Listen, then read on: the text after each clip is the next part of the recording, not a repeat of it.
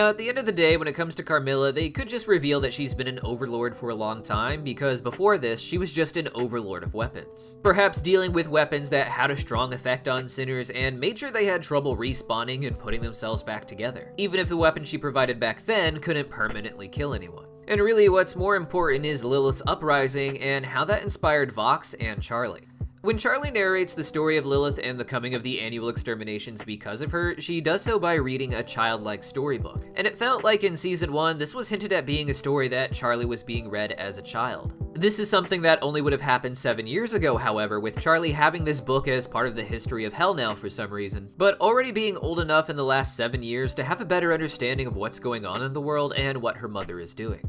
Despite that, Charlie seems to be the only one who thinks that Lilith's music career wasn't about rising up against heaven. She sees her plan of trying to get sinners into heaven as no different than Lilith's supposed plan or ideology of trying to get sinners into heaven for themselves. The way everyone else interprets Lilith is wanting to attack heaven in order to conquer it, with Charlie just seeing it as being about the sinners needing to take more accountability for their actions and try to be better people. Of course, Charlie seems like she's naive and not understanding what her mother was really up to, especially now that it seems that Lilith has some sort of bigger plan that she's working towards, being some sort of double agent. But on the other hand, the entire season has shown us that what Vox does is take what other people say and twist it for his own advantage. He's been doing this with Charlie in order to attack the hotel, and then did it with Heaven in order to attack them. So there's no reason to think that he is the most honest interpretation of what Lilith's music and original movement were actually about, even if Charlie isn't 100% accurate either. The truth of the matter is that Lilith was likely being deceptive, and because of that, naive people like Charlie are able to interpret it as rather innocent, as being about sinners needing to get into heaven because they deserve a better life.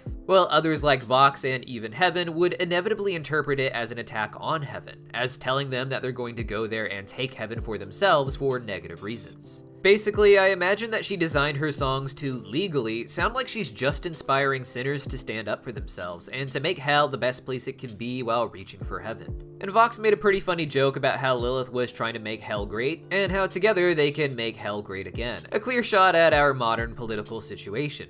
What's important here is that Lilith did want to incite some sort of violence against heaven, it seems. And even with her out of the way, the lasting effect of her music has allowed others who have goals against heaven to do that very thing.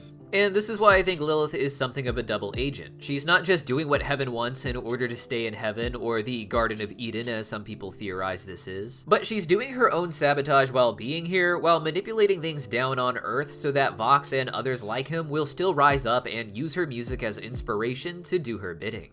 Now, part of the reason Vox has been able to position himself as a power over Lucifer was the big reveal that Lucifer actually doesn't have the authority to do anything to stop Vox or other sinners. In these recent episodes, we learned that Lucifer was placed in hell as the king, but this is something of a figurehead title with no real power. There are hints of this over in Hell of a Boss, where Lucifer is absent from the big trial containing the other 7 deadly sins. But we got a full confirmation with Lucifer telling Vaggie himself that he has no power in hell, and that being here without being able to affect the flow of things is his punishment. It's designed so that Lucifer can't actually make hell a better place, so that the sinners of hell will end up making it the worst place possible, and Lucifer will only ever see the negative outcomes of his initial action, giving them the forbidden fruit of knowledge. Because of that, he's allowed to go down and threaten and parade his power around, but he's not allowed to actually use it. And unfortunately, Vox is able to call this out in front of all of hell, making Lucifer no longer feel like a real leader, even though no one really respected him much before this.